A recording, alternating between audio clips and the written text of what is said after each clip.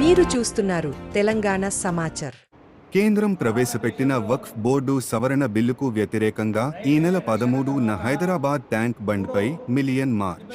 Secular వాదుల ముసుగులో మైనారిటీలకు అన్యాయం చేస్తున్న చంద్రబాబు, నితీష్ కుమార్ ఇటీవల కేంద్రం లోక్సభ, రాజ్యసభలో ప్రవేశపెట్టిన వక్ఫ్ సవరణ బిల్లును వ్యతిరేకిస్తూ ఈ బిల్లు వల్ల ముస్లిం జాతికి అన్యాయం జరుగుతుందని, సవరణ పేరుతో ముస్లింల వక్ఫ్ ఆస్తులను కేంద్ర ప్రభుత్వం స్వాధీనం చేసుకోవాలని చూస్తుందని పేర్కొంటూ నేడు కరీంనగర్ జిల్లా కాంగ్రెస్ మైనారిటీ సెల్ అధ్యక్షులు ఎన్డి తాజుద్దీన్ పలువురు మైనారిటీ నేతలతో కలిసి డిసిసి కార్యాలయంలో ప్రెస్ మీట్ నిర్వహించడం జరిగింది.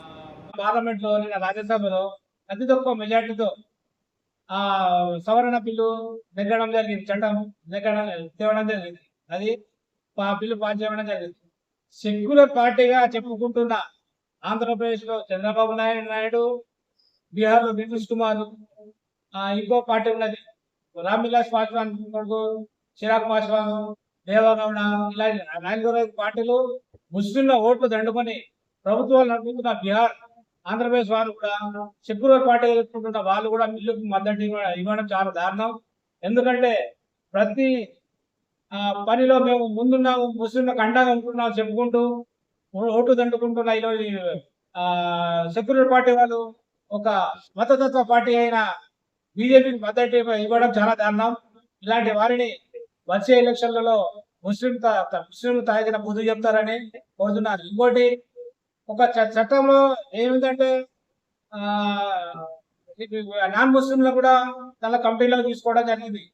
మహిళలు కానీ వేరేలు కానీ ఇలా కమిటీలో తీసుకోవడం.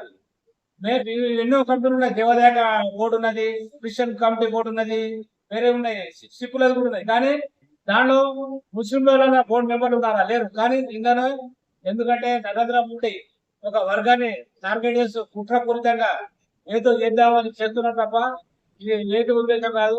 ఇంకోటి, ఇలా చేయడం వల్ల హిందువుల ఓటు దండుకోవచ్చు అని చాలా మంది అనుకుంటున్నారు. కానీ కొందరు అంధభక్తులు సంతోషిస్తున్నారే తప్ప సెక్యులర్ చాలా శాతం కూడా సెక్యులర్ ముస్లింలు దీన్ని వ్యతిరేకిస్తున్నారు.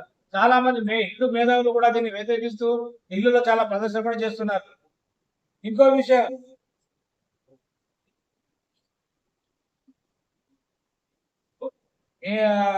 ఈ కేసు విషయంలో సుప్రీంకోర్టు కూడా చాలా మంది పోయారు, 2-3 పోయారు.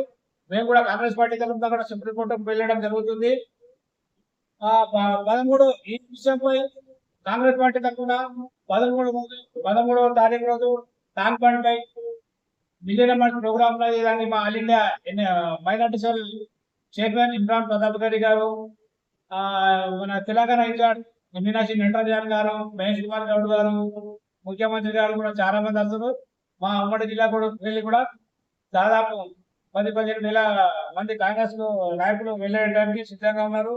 ఈ వక్ఫ్ బోర్డు భూములు ఇక చాలా మంది ఈ ల్యాండ్ భూములలో చాలా మంది కబ్జాలు ఉన్నారు. 20% మంది కబ్జాలు ఉన్నారు. ఈ వక్ఫ్ బోర్డే చాలా కోర్టుకు, సుప్రీంకోర్టు కానీ హైకోర్టు కానీ వెళ్ళి ఈ భూములను రక్షిద్దామని వాళ్ళే ఎంతో కృషి చేస్తున్నారు. ఇలాంటి సమయంలో వీళ్ళొచ్చి ఈ బిల్లు తీసుకురావడం వలన ముస్లింలకు, ఓన్లీ పస్మాందా ముస్లింలకు మేము న్యాయం చేస్తామని నరేంద్ర మోడీ గారు, అమిత్ షా గారు, పస్మాందా ముస్లిం అంటే కట్టిగా పేదంతో ఉన్న ముస్లింలకు ఈ భూములతో మేము వాళ్ళకు మేలుకు చేస్తాము, సాయం చేస్తున్న వాళ్ళు అంటున్నారు. కానీ వాళ్ళని ముంగడబెట్టి వీరు వెనుక ఉండి ఏదో ముస్లింలకు నష్టం చేద్దాం అనుకుంటున్నాం. కానీ మీతోనే అలాంటి కాదు. ఎందుకంటే ముఖ్యంగా ఇక్కడ మధ్యప్రదేశ్లో, ఉత్తరప్రదేశ్లో వీళ్ళను కొన్ని కబ్జాలు పెట్టింది అని అనుకుంటున్నారు. వాటి వల్ల అయ్యేదేం లేదు. ఎందుకంటే అది చాలా మంది వాళ్ళు ముస్లింలు ఉన్నారు కాబట్టి వాళ్ళతో అయ్యేదేం లేదు. ఎందుకంటే ముస్లిం సంబంధించిన భూములలో ముస్లిం ఉన్నారు, నాన్ ముస్లిం కూడా కబ్జా ఉన్నారు. వాళ్ళని మీరు బయటికి తోలండి. ఇక్కడ మా కన్మూరుకు సంబంధించిన స్థానిక ఎమ్మెల్యే గంగల కమలాకర్ కూడా దాదాపు 40 ఎకరాల భూమి కబ్జా చేస్తున్నాడు. అలాంటి వాళ్ళని చూడండి, చూసి వాళ్ళని బయటికి చేసి ముస్లింలకు మొత్తం అయ్యే విధంగా చేయండి.